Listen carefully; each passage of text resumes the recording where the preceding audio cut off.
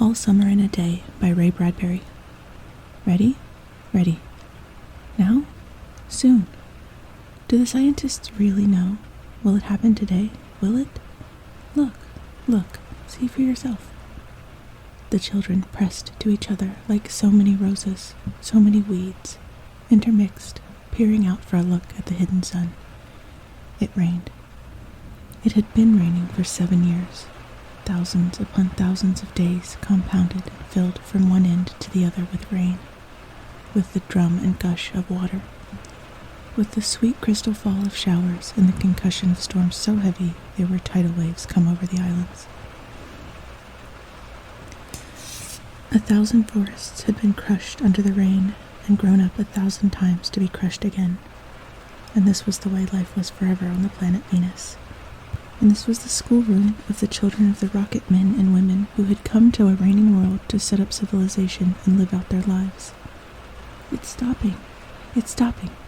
Yes, yes. Margot stood apart from them, from these children who could never remember a time when there wasn't rain and rain and rain. They were all 9 years old. And if there had been a day 7 years ago when the sun came out for an hour and showed its face to the stunned world, they could not recall. Sometimes at night she heard them stir in remembrance, and she knew they were dreaming and remembering gold or a yellow crayon or a coin large enough to buy the world with. She knew they thought they remembered a warmness, like a blushing of the face, in the body, in the arms and legs and trembling hands. But then they always awoke to the tattling drum, the endless shaking down of clear bead necklaces upon the roof, the walk, the gardens, the forests, and their dreams were gone. All day yesterday they had read in class about the sun, about how like a lemon it was, and how hot, and they had written small stories or essays or poems about it. I think the sun is a flower that blooms for just 1 hour. That was Margot's poem, read in a quiet voice in the still classroom while the rain was falling outside. "Oh, you didn't write that," protested one of the boys. "I did," said Margot. "I did." "William," said the teacher, "but that was yesterday." Now the rain was slackening, and the children were crushed in the great thick windows. "Where's teacher? She'll be back. She'd better hurry. We'll miss it." They turned on themselves like a feverish wheel, all tumbling spokes. Margot stood alone. She was a very frail girl who looked as if she had been lost in the rain for years, and the rain had washed out the blue from her eyes, and the red from her mouth, and the yellow from her hair. She was an old photograph dusted from an album, whitened away, and if she spoke at all, her voice would be a ghost. Now she stood, separate, staring at the rain and the loud wet world beyond the huge glass. "What are you looking at?" said William. Margot said nothing. "Speak when you're spoken to." He gave her a shove, but she did not move. Rather, she let herself be moved only by him and nothing else. They edged away from her. They would not look at her. She let them go away, and this was because she would play no games with them in the echoing tunnels of the underground city. If they tagged her and ran, she stood blinking after them and did not follow. When the class sang songs about happiness and life and games, her lips barely moved. Only when they sang about the sun and the summer did her lips move as she watched the drenched windows. And then, of course, the biggest crime of all was that she had come here only 5 years ago from Earth, and she remembered the sun, and the way that the sun was in the sky when she was 4 in Ohio. And they had only been on Venus all their lives, and they had only been 2 years old when last the sun came out, and had long since forgotten the color and heat of it, and the way it really was. But Margot remembered.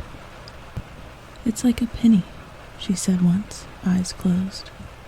"No, it's not," the children cried. "It's like a fire," she said, "in the stove." "You're lying. You don't remember," cried the children. But she remembered, and stood quietly apart from all of them, and watched the patterning windows. And once, a month ago, She had refused to shower in the school shower rooms, had clutched her hands to her ears and over her head, screaming the water mustn't touch her head.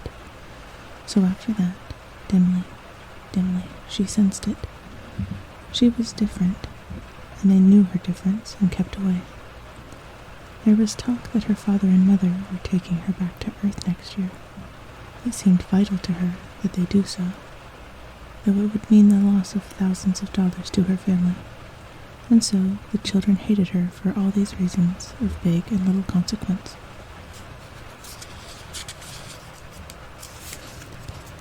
They hated her pale snow face, her waiting silence, her thinness, and her possible future.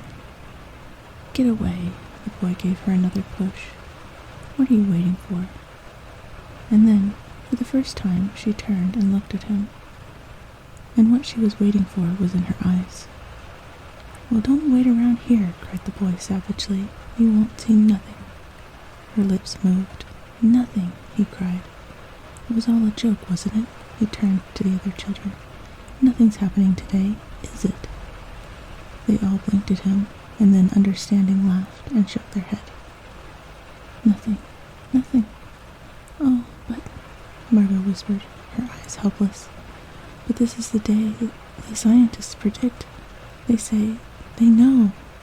The sun. All a joke, said the boy, and seized her roughly.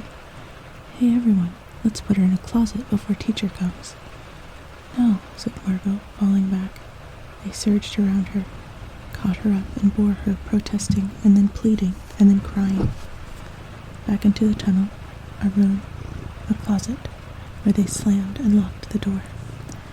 They stood looking at the door, and saw it tremble from her beating and throwing herself against it. They heard her muffled cries, then smiling, they turned and went out and back down the tunnel, just as the teacher arrived. Ready, children? She glanced at her watch. Yes, said everyone. Are we all here? Yes. The rain slackened still more. They crowded to the huge door. The rain stopped.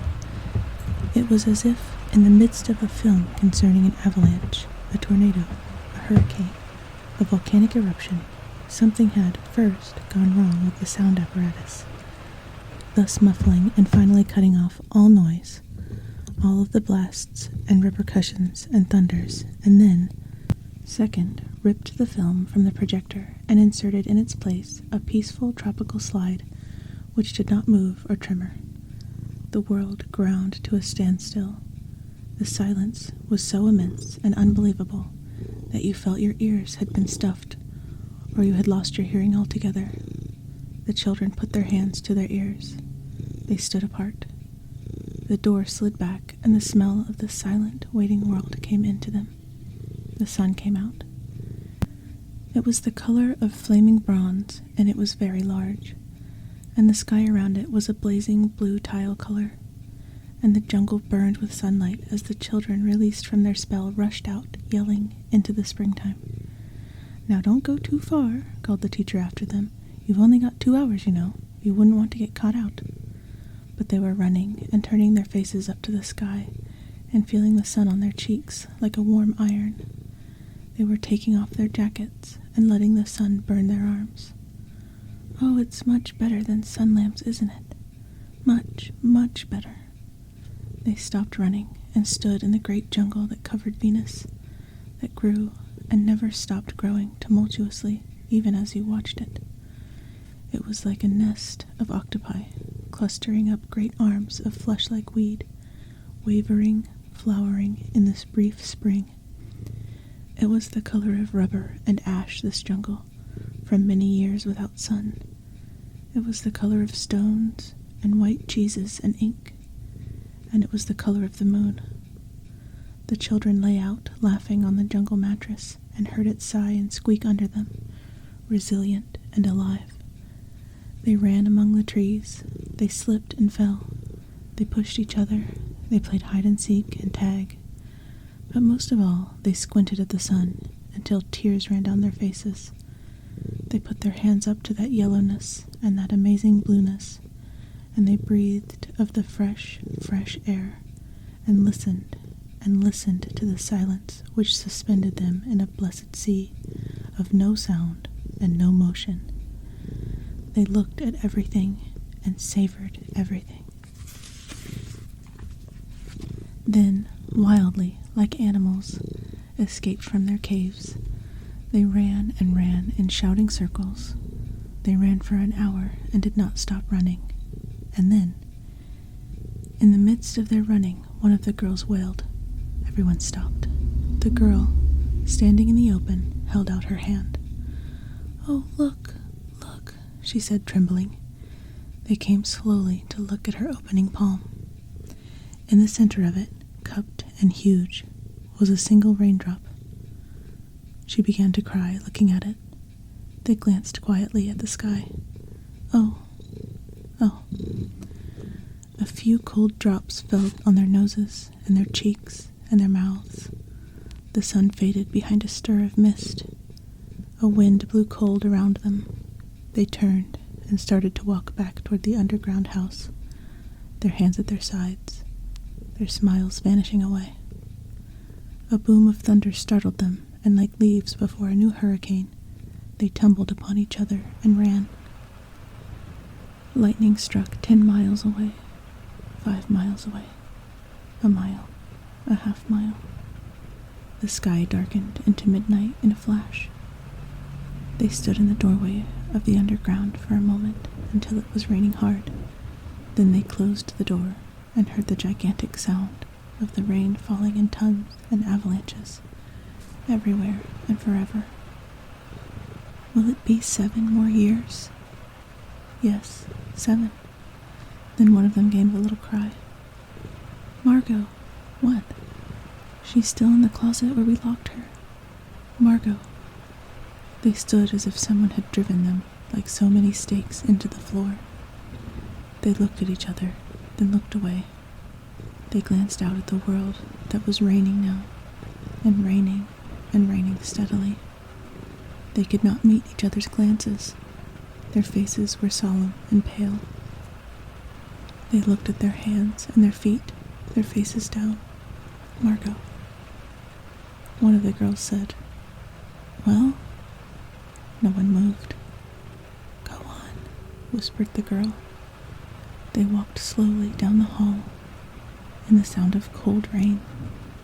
They turned through the doorway to the room, in the sound of the storm and thunder, lightning on their faces, blue and terrible. They walked over to the closet door slowly and stood by it. Behind the closet door was only silence. They unlocked the door, even more slowly, and let Margot out.